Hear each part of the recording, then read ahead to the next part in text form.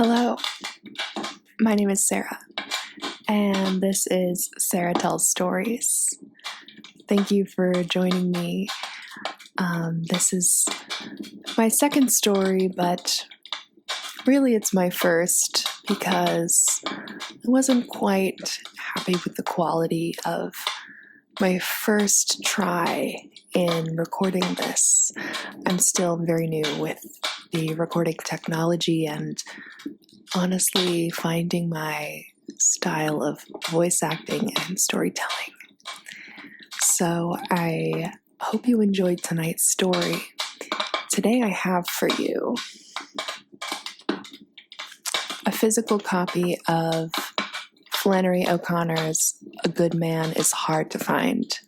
This is one of my favorite short-form horror stories, and I actually wouldn't call it a horror story. I would more call it a gothic story, if that makes sense. But I hope you enjoy it, and it's about 30 minutes long, 40 minutes long, and I'm assuming you want me to read to you, right? Okay. Because I'm really enjoying reading out loud right now. I'm really in a phase for it. So you don't mind. Okay. Yeah, no problem. Just before I get started, normally I'd put this in the comments of the show, but this story does have some racial slurs. I won't be saying those, but they are important to the fabric of the story, so I'll let you know when they come up, and I will say a replacement word. And here I go. This is Flannery O'Connor's A Good Man is Hard to Find.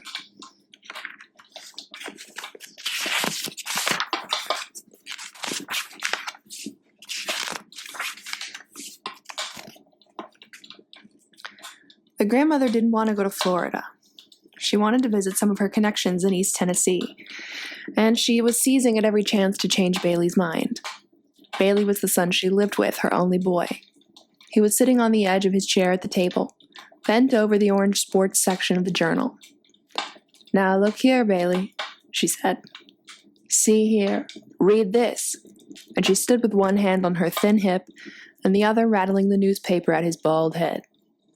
"Here this fellow that calls himself the Misfit is a loose from the federal pen and headed towards Florida. And you read here it says what he did to these people. You just read it. I wouldn't take my children in any direction with a criminal like that a loose in it. I couldn't answer to my conscience if I did." Bailey didn't look up from his reading, so she wheeled around and faced the children's mother, a young woman in slacks, whose face was as broad and innocent as cabbage, and was tied around with a green handkerchief. It had 2 points on top, like rabbit's ears. She was sitting on the sofa, feeding the baby his apricots out of a jar. "The children have been to Florida before," the old lady said. "You ought to take them somewhere else for a change so they should see different parts of the world and be broad. They never have been to East Tennessee." The children's mother didn't start to hear her, but the 8-year-old boy, John Wesley, a stocky child with glasses, said, "If you don't want to go to Florida, why don't you stay at home?" And he said the little girl, June Starr, were reading the funny papers on the floor. "She wouldn't stay at home to be queen for a day," June Starr said without raising her yellow head. "Yes, and what would you do if this fellow, the Misfit, caught you?" the grandmother asked. "I'd smack his face," John Wesley said. "She wouldn't stay at home for $1,000,000, June Starr said. "Afraid she'd miss something. She has to go everywhere we go." "All right, miss," the grandmother said. "Just remember that the next time you want me to curl your hair." June Starr said her hair was naturally curly. The next morning, the grandmother was one of the first ones in the car, ready to go. She had her big black valise that looked like the head of a hippopotamus in one corner, and underneath it she was hiding a basket with Pitty Sing, the cat, in it. She didn't intend for the cat to be left alone in the house for 3 days because he would miss her too much, and she was afraid he might brush himself against one of the gas burners and accidentally asphyxiate himself. Her son, Bailey, didn't like to arrive at a motel with a cat. She sat in the middle of the back seat with John Wesley and June Starr on either side of her. Bailey and the children's mother and the baby sat in front, and they left Atlanta at 8:45 with the mileage on the car at 55,890. The grandmother wrote this down because she thought it would be interesting to say how many miles they had been when they got back. It took them 20 minutes to reach the outskirts of the city.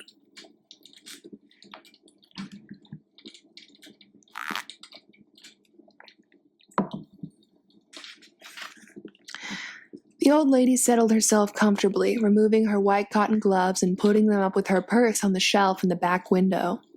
The children's mother had on slacks, and she still had her head tied up in the green handkerchief. But the grandmother had on a blue, navy straw sailor hat with a bunch of white violets on the brim, and a navy blue dress with small white dot in the print. Her collars and cuffs were bright organdy trimmed with lace, and at her neckline she had pinned a purple spray of cloth violets containing a sachet. In case of an accident, anyone seeing her dead on the highway would know at once that she was a lady. She said she thought it was going to be a good day for driving, neither too hot nor too cold. She mentioned Bailey that the speed limit was 45 miles an hour, and the patrolmen hid themselves behind billboards and small clumps of trees and sped out before you had a chance to slow down. She pointed out interesting details of the scenery. Stone Mountain, the blue granite that in some places came up to both sides of the highway, the brilliant red clay banks streaked slightly with purple, and the various crops that made groves of green lacework on the ground. The trees were full of silver white sunlight, and the meanest of them sparkled. The children were reading comic magazines, and their mother had gone back to sleep. "Let's go through Georgia fast so we don't have to look at it much," John Wesley said. "If I were a little boy," said the grandmother, "I wouldn't talk about my native state that way. Tennessee has the mountains, and Georgia has the hills." "Tennessee is just a hillbilly dumping ground," John Wesley said. "And Georgia's a lousy state, too." "You said it," June Starr said. "In my time," said the grandmother, folding her thin-veined fingers, "children were more respectful of their native states and their parents and everything else. People did right then. Oh, look at the cute little," and this is a slur, "pickaninny," she said, and pointed to a Negro child standing in the door of a shack. "Wouldn't that make a picture now?" she asked, and they all turned around and looked at the little Negro out the back window. He waved. "He didn't have any breeches on," June Starr said. "He probably didn't have any," the grandmother explained. "Little N-word. In the country don't have things like we do. If I could paint, I'd paint that picture," she said. The children exchanged comic books. The grandmother offered to hold the baby, and the children's mother passed him over the front seat to her. She set him on her knee, and bounced him, and told him about the things they were passing. She rolled her eyes, and screwed up her mouth, and struck her leathery thin face into his smooth, bland one. Occasionally he gave her a faraway smile. They passed a large cotton field with 5 or 6 graves fenced in the middle of it, like a small island. "Look at the graveyard," the grandmother said, pointing it out. "That was the old family burying ground. That belonged to the plantation." "Where's the plantation?" John Wesley asked. "Gone with the wind," said the grandmother. "Ha ha."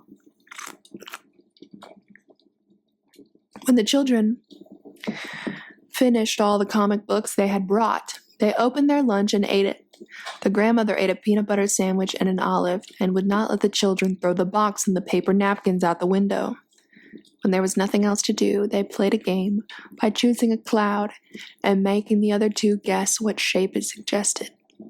John Wesley took one shape of a cow, and June Starr guessed a cow. And John Wesley said, "No, an automobile." And June Starr said he didn't play fair, and then they began to slap each other over the grandmother. The grandmother said she would tell them a story if they would keep quiet. When she told the story, she rolled her eyes and waved her head and was very dramatic.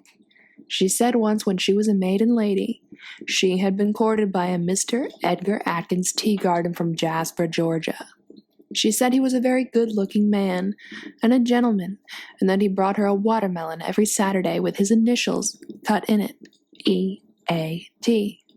Well, one Saturday, she said, Mr. Teagarden brought a watermelon, and there was nobody at home, and he left it on the front porch and returned his buggy to Jasper. But she never got the watermelon, she said, because a N-word boy ate it when he saw the initials, E.A.T. This story tickled John Wesley's funny bone, and he giggled. Anne giggled, but June Starr didn't think it was any good. She said she wouldn't marry a man that just brought her a watermelon on Saturday. The grandmother said she would have done well to marry a Mr. Teagarden because he was a gentleman and had bought Coca-Cola stock when it first came out, and that he had died only a few years ago, a wealthy man.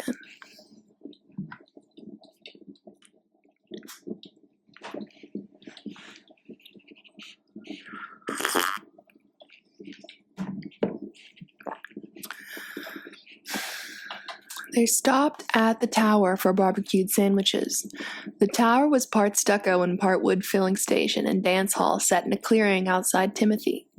A fat man named Red Sammy Butts ran it, and there were signs stuck here and there on the building for miles up and down the highway saying, "Try Red Sammy's famous barbecue. Unlike Red Sammy's, Red Sam, the fat boy with the happy laugh, a veteran. Red Sammy's your man." Red Sammy was lying on the bare ground outside the tower with his head stuck in a truck, while the gray monkey about a foot high, chained to a small chinaberry tree, chattered nearby. The monkey sprang back into the tree and got on the highest limb as soon as he saw the children jump out of the car and run toward him. Inside, the tower was a long, dark room with a counter at one end, and tables at the other, and dancing space in the middle. They all sat down at a board table next to the Nickelodeon, and Red Sam's wife, a tall, burnt brown woman with hair and eyes lighter than her skin, came and took their order. The children's mother put a dime in the machine and played the Tennessee Waltz, and the grandmother said the tune always made her want to dance. She asked Bailey if she would like to dance, but he only glared at her. He didn't have a naturally sunny disposition like she did, and trips made him nervous. The grandmother's brown eyes were very bright. She swayed her head from side to side and pretended she was dancing in her chair. June Starr said, "Play something she could tap to," so the children's mother put in another dime and played a fast number, and June Starr stepped out on the dance floor and did her tap routine. "Ain't she cute?" Red Sam's wife said, leaning over the counter. "Would you like to become my little girl?" "No, I certainly wouldn't," June Starr said.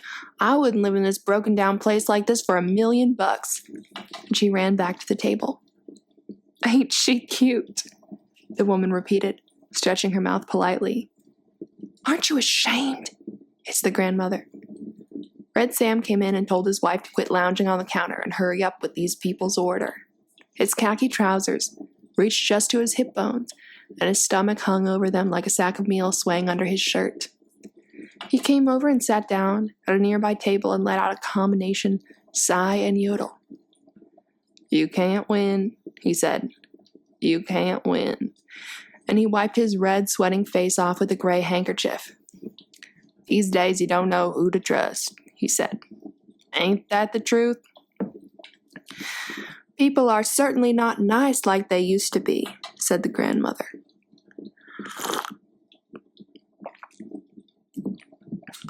"Two fellas came in here last week," Red Sammy said, "driving a Chrysler. It was an old beat-up car, but it was a good one. And these boys looked all right to me. Said they worked at the mill, and you know I let them fellas charge the gas they bought. Now why did I do that?" "Because you're a good man," the grandmother said at once.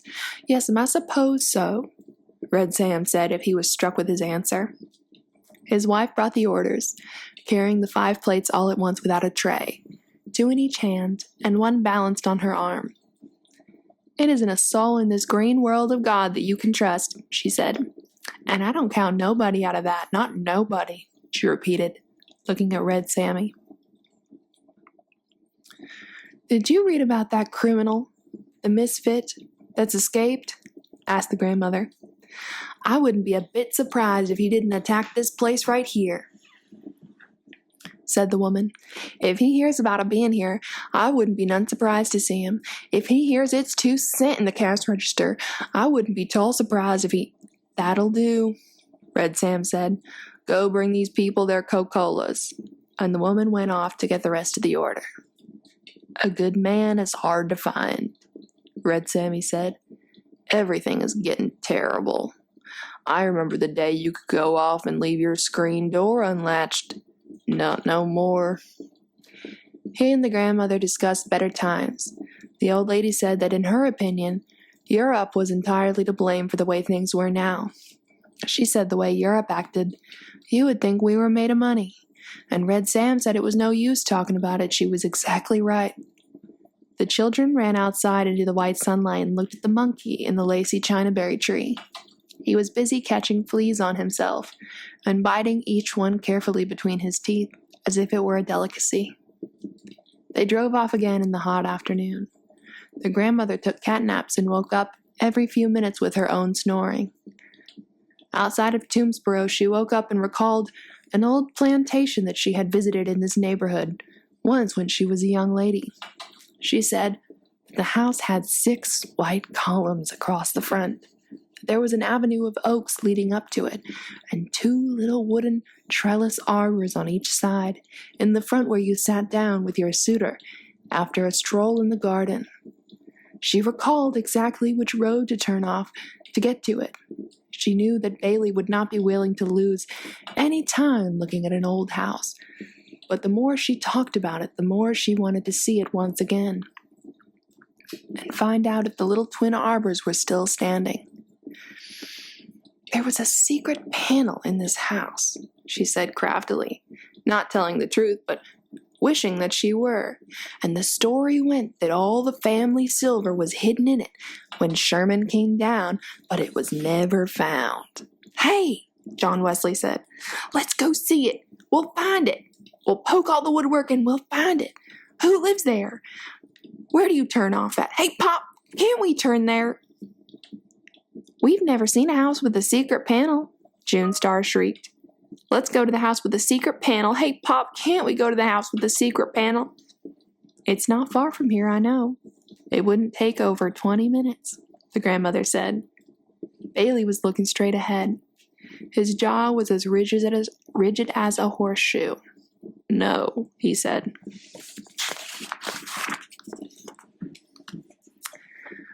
The children began to yell and scream that they wanted to see the house with the secret panel.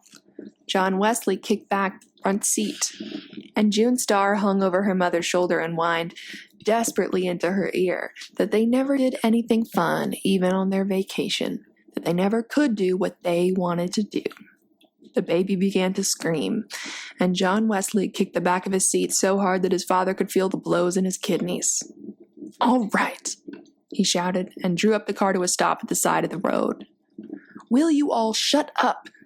Will you all just shut up for 1 second? If you don't shut up, we won't go anywhere." "It would be very educational for them," the grandmother murmured.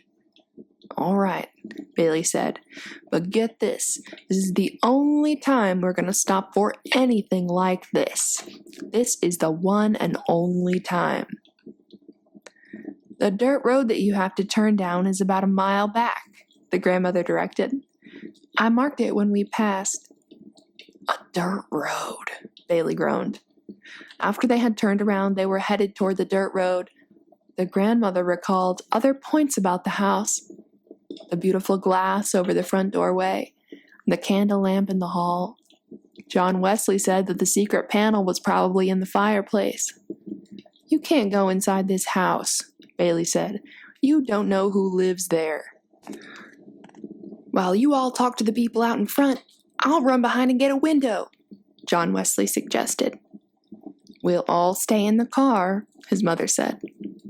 They all turned they turned onto the dirt road, and the car raced roughly along a swirl of pink dust. The grandmother recalled the times when there were no paved roads, and 30 miles was a day's journey. The dirt road was hilly, and there were sudden washes in it and the sharp curves on dangerous embankments. All at once they would be on a hill, looking down over the blue tops of trees for miles around. Then, at the next minute, they would be in a red depression, with the dust-coated trees looking down on them. "This place has got to turn up in a minute," Bailey said, "or I'm going to turn around." The road looked as though no one had traveled it for months. "It's not much farther," said the grandmother, just as she thought. Just as she said it, a horrible thought came to her. The thought was so embarrassing that she turned red in the face, and her eyes dilated and her feet jumped up, upsetting her valise in the corner. The instant the valise moved, the newspaper on top, the basket under it, rose with a snarl, and Pitty Sing, the cat, sprang onto Bailey's shoulder.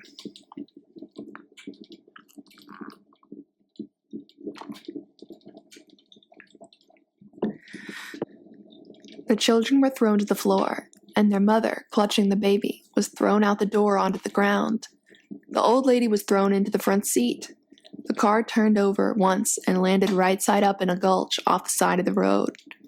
Bailey remained in the driver's seat with the cat, gray striped with a broad white face and orange nose, clinging to his neck like a caterpillar. As soon as the children saw they could move their arms and legs, they scrambled out of the car, shouting, "We've had an accident!" The grandmother was curled up with the dashboard, hoping she was injured so that Bailey's wrath would not come down on her all at once. The horrible thought she had before the accident was that the house she had remembered so vividly was not in Georgia, but in Tennessee. Bailey removed the cat from his neck with both hands and flung it out the window against the side of a pine tree. Then he got out of the car and started looking for the children's mother. She was sitting against the side of the red-gutted ditch, holding the screaming baby, but she only had a cut down her face and a broken shoulder. "We've had an accident!" the children screamed in a frenzy of delight.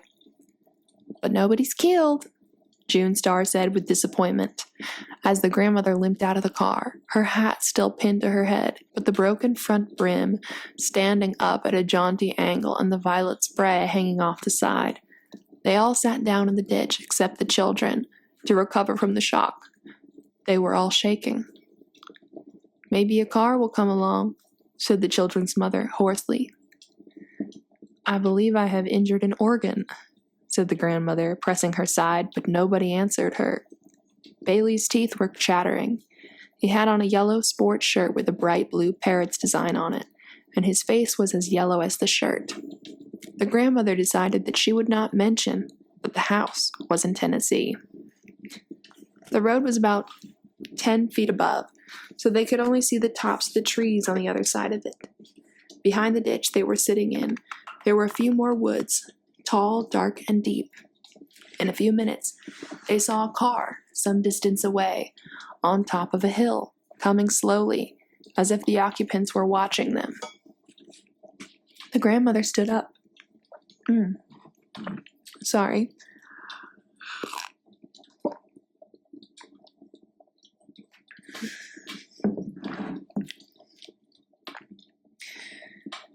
The grandmother stood up and waved both arms dramatically to attract their attention. The car continued to come on slowly and disappeared around a bend and appeared again, moving even slower, on top of the hill they had gone over. It was a big, black, battered, hearse-like automobile. There were 3 men in it. It came to a stop just over them, and for some minutes the driver looked down with a steady, expressionless gaze to where they were sitting and didn't speak. Then he turned his head and muttered something to the other two, and they got out. One was a fat boy in black trousers and a red sweatshirt with a silver stallion embossed on the front of it. He moved around on the right side of them and stood staring, his mouth partly open in a kind of loose grin. The other had on khaki pants and a blue striped coat and a gray hat pulled down very low, hiding most of his face. He came slowly around the left side. Neither spoke. The driver got out of the car and stood by the side of it, looking down at them. He was an older man than the other two, and his hair was just beginning to gray. He wore silver-rimmed spectacles that gave him a scholarly look. He had a long, creased face that didn't have any shirt or undershirt. He had on blue jeans that were too tight for him, and he was holding a black hat and a gun. The two boys also had guns. "We've had an accident!" the children screamed. The grandmother had a peculiar feeling that the bespectacled man was someone she knew. His face was as familiar to her as if she had known him all her life, but she could not recall who he was. He moved away from the car and began to come down the embankment, placing his feet carefully so he wouldn't slip. He had on tan and white shoes, no socks, and his ankles were red and thin. "Good afternoon," he said. "I see you all had a little spill." "We turned over twice," said the grandmother. "Oncet," he corrected. "We seen it happen. Try their car and see if it'll run here," he said quietly to the boy with the gray hat. "What you got that gun for?" John Wesley asked. "What you gonna do with that gun?" "Lady," the man said to the children's mother, "would you mind calling them children to come sit by you? Children make me nervous. I want you all to sit down right together there where you're at."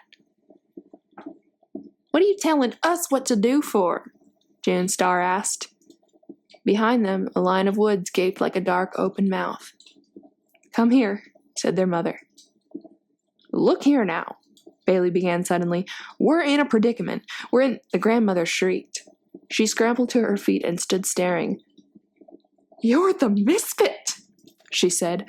"I recognized you at once." "Yes'm," the man said, smiling slightly, as if he were pleased in spite of himself to be known. "But it would have been better for all of you, lady, if you hadn't recognized me." Bailey turned his head sharply.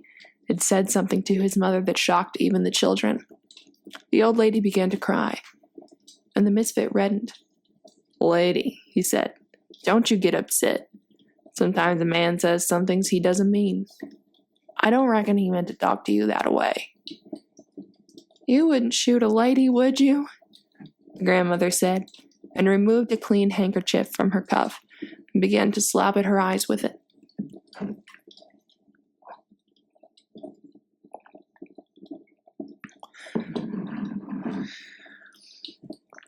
The misfit pointed to the toe of his shoe into the ground and made a little hole and covered it up again. "I would hate to have to," he said. "Listen," the grandmother almost screamed. "I know you're a good man. You don't look a bit like you have common blood. I know you must come from nice people." "Yes, ma'am," he said. "Finest people in the world." When he smiled, he showed a row of strong white teeth. "God never made a finer woman than my mother, and my daddy's heart was pure gold," he said. The boy with the red sweatshirt had come around behind them and was standing with his gun at his hip. The misfit squatted down on the ground. "Watch them children, Bobby Lee," he said. "You know they make me nervous." He looked at the 6 of them huddled together in front of him, and he seemed to be embarrassed, as if he couldn't think of anything to say. "Ain't a cloud in the sky," he remarked, looking up at it. "Don't see no sun, but don't see no cloud either." "Yes, it's a beautiful day," said the grandmother. "Listen," she said, "you shouldn't call yourself the misfit, because I know that you're a good man at heart. I can just look at you and tell." "Hush!" Bailey yelled. "Hush! Everybody shut up and let me handle this." He was squatting in the position of a runner, about to sprint forward, but he didn't move. "I appreciate that, lady," the misfit said, and drew a little circle in the ground with the butt of his gun. "It'll take a half an hour to fix this here car," Hiram's called, looking over the raised hood of it. "Well, first you and Bobby Lee get him and that little boy to step over yonder with you," the misfit said, pointing to Bailey and John Wesley. "The boys want to ask you something," he said to Bailey. "Would you mind stepping back in them woods here with them?" "Listen," Bailey began, "we're in a terrible predicament. Nobody realizes what this is." And his voice cracked. His eyes were as blue and intense as the parrots in his shirt, and he remained perfectly still. The grandmother reached up to adjust her hat brim, as if she were going to the woods with him, but it came off in her hand. She stood staring at it, and after a second she let it fall on the ground. Hiram pulled Bailey up by the arm as if he were assisting an old man. John Wesley caught a hold of his father's hand, and Bobby Lee followed. They went off towards the woods, and just as they reached the dark edge, Bailey turned, and supporting himself against a gray naked pine trunk, he shouted, "I'll be back in a minute, Mama. Wait on me." "Come back this instant," his mother shrilled, but they all disappeared into the woods. "Bailey boy," the grandmother called in a tragic voice, but she found she was just looking at the misfit squatting on the ground in front of her. "I know you're a good man," she said desperately. "You're not a bit common." "No, I ain't a good man," the misfit said after a second, as if he had considered her statement carefully. "But I ain't the worst in the world, neither. My daddy has said I was a different breed of dog than my brothers and sisters. You know, Daddy said, it's some that can live their whole life without asking about it. It's others that have to know why it is. And this boy is one of the latters. He's gonna be into everything." He put on his black hat and looked up suddenly and then away deep into the woods as if he were embarrassed again. "I'm sorry I don't have a shirt on before you ladies," he said, hunched his shoulders slightly. "We buried our clothes out that we had on when he escaped, and we're just making do until we can get better. We borrowed these from some folks we met," he explained. "That's perfectly all right," the grandmother said. "Maybe Bailey has an extra shirt in his suitcase." "Well, look, and I'll see terrifically." Sorry, I read that wrong. "I'll look and see directly," the misfit said. "Where are they taking him?" the children's mother screamed. "Daddy was a card himself," the misfit said. "You couldn't put anything over him. He never got in trouble with the authorities, though. Just had the knack of handling them." "You could be honest, too, if only you'd try," said the grandmother. "Think about how wonderful it would be to settle down and live a comfortable life and not have to think about somebody chasing you all the time." The misfit kept scratching the ground with the butt of his gun, as if he were thinking about it. "Yes, somebody is always after you," he murmured. The grandmother noticed how thin his shoulder blades were just behind his hat, because she was standing up looking down on him. "Do you ever pray?" she asked. He shook his head. All she saw was the black hat wiggle between his shoulder blades. "No," he said.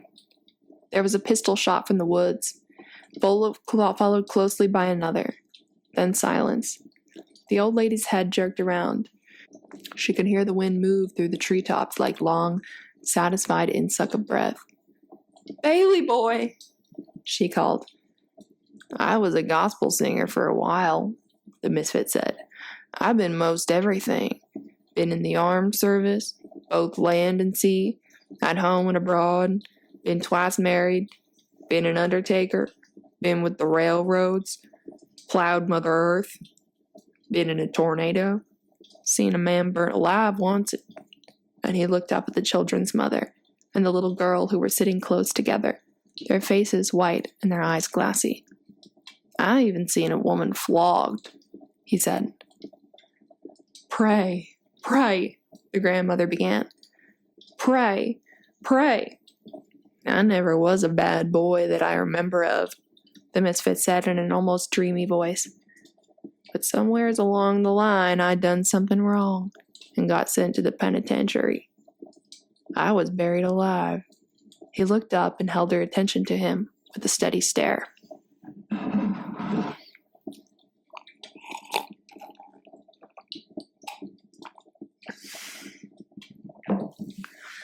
That's when you should have started to pray, she said.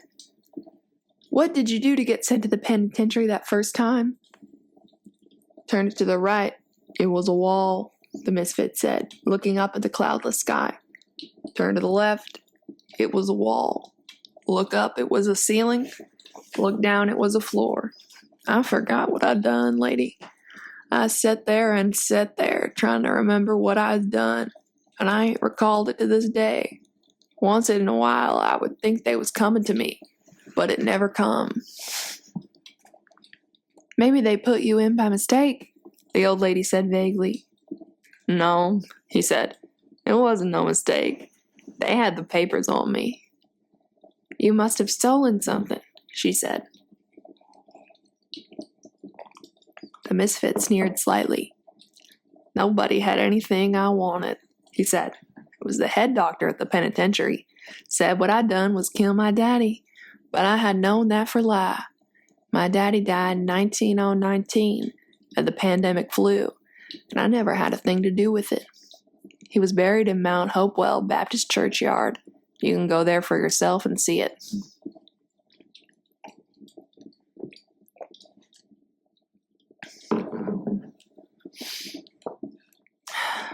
If you would pray, the old lady said, Jesus would help you. That's right, the misfit said. Well then, why don't you pray? She asked, trembling with delight suddenly. I don't want no help, he said. I'm doing all right by myself. Bobby Lee and Hiram came ambling back from the woods. Bobby Lee was dragging a yellow shirt with bright blue parrots in it. Throw me that shirt, Bobby Lee, the misfit said. The shirt came flying at him and landed on his shoulder, and he put it on.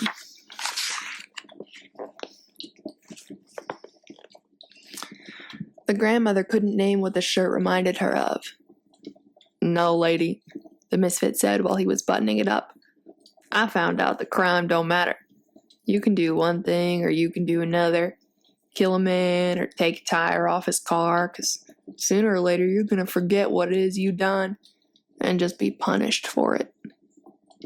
Children's mother had begun to make heavy breathing noises, as if she couldn't get breath. Lady, he asked, would you and that little girl like to step off yonder with Bobby Lee and Hiram and join your husband? Yes, thank you, the mother said faintly. Her arm left dangled helplessly, as she was holding the baby, who had gone to sleep in the other. Help that lady up, Hiram, the misfit said as she struggled to climb out of the ditch. And Bobby Lee, you hold on to that little girl's hand. I don't want to hold hands with him, June Star said. He reminds me of a pig. The fat boy blushed and laughed and caught her by the arm and pulled her off into the woods after Hiram and her mother. Alone with the misfit, the grandmother found that she had lost her voice. There was not a cloud in the sky nor any sun. There was nothing but woods. She wanted to yell to him that he must pray. She opened and closed her mouth several times before anything came out. Finally, she found herself saying, Jesus, Jesus, meaning Jesus will help you, but the way she was saying it sounded like she might be cursing. Yes'm, the misfit said as if he agreed. Jesus throwing everything off balance. It was the same case with him as with me, except he hadn't committed any crime, and they could prove I had committed one because they shown the papers on me. Of course, he said, they never shown me my papers. That's why I sign myself now.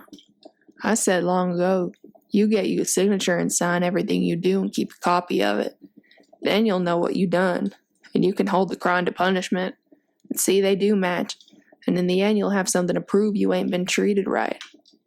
I call myself the misfit, he said, because I can't make what all I done fit what all I gone through in punishment. There was a piercing scream from the woods, followed closely by a pistol report. Does it seem right to you, lady, that one is punished in a heap and another ain't punished at all? Jesus, the old lady cried. You've got good blood. I know you wouldn't shoot a lady. I know you come from nice people. Pray, Jesus, you ought not shoot a lady. I'll give you all the money I've got." "Lady," the misfit said, looking beyond her, far in the woods, "there never was a body that give the undertaker a tip." There were 2 more pistol reports, and the grandmother raised her head like a parched old turkey hen, crying for water, and called, "Bailey boy, Bailey boy," as if her heart would break. "Jesus was the only one that ever raised the dead," the misfit continued, "and he shouldn't have done it. He thrown everything off balance. If he did what he said, then it's nothing for you to do but throw away everything and follow him. And if he didn't, then it's nothing for you to do but enjoy the few minutes you got left the best way you can, by killing somebody, or burning down his house, or doing some other meanness to him. No pleasure but meanness," he said, and his voice had become almost a snarl. "Maybe he didn't raise the dead," the old lady mumbled, not knowing what she was saying and feeling dizzy, so that she sank down in the ditch with her legs twisted under her. "I wasn't there, so I can't say he didn't," the misfit said. "I wish I had been there," he said, hitting the ground with his fist. "It ain't right I wasn't there, because if I had been there, I would have known. Listen, lady," he said in a high voice. "If I hadn't been there, I would have known, and I wouldn't be like I am now." His voice seemed about to crack, and the grandmother's head cleared for an instant. She saw the man's face twisted close to her own, as if she were going to cry, and he murmured,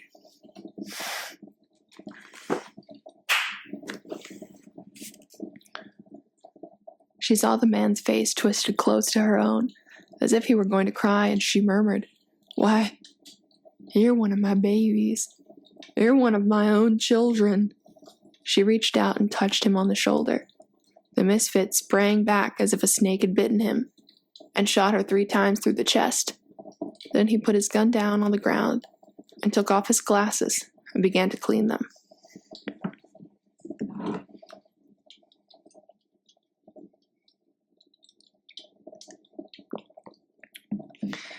Hiram and Bobby Lee returned from the woods and stood over the ditch, looking down at the grandmother, who half sat and half lay in a puddle of blood, with her legs crossed under her like a child's, and her face smiling up at the cloudless sky.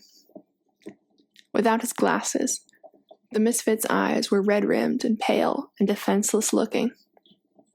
"Take her off and throw her where you'd thrown the others," he said, picking up the cat that was rubbing itself against his leg.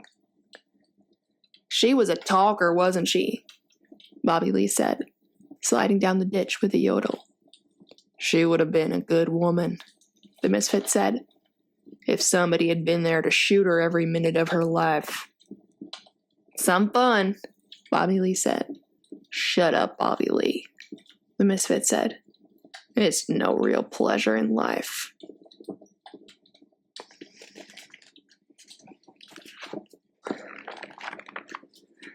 I hope that you enjoyed that short story. Definitely gave me the heebie-jeebies. And I hope that you keep listening, even though I'm a little bit new at the whole recording art and science.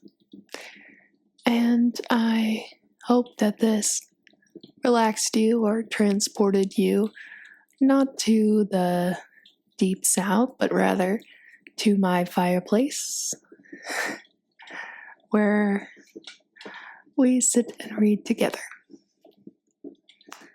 And, well, that's everything. Good night.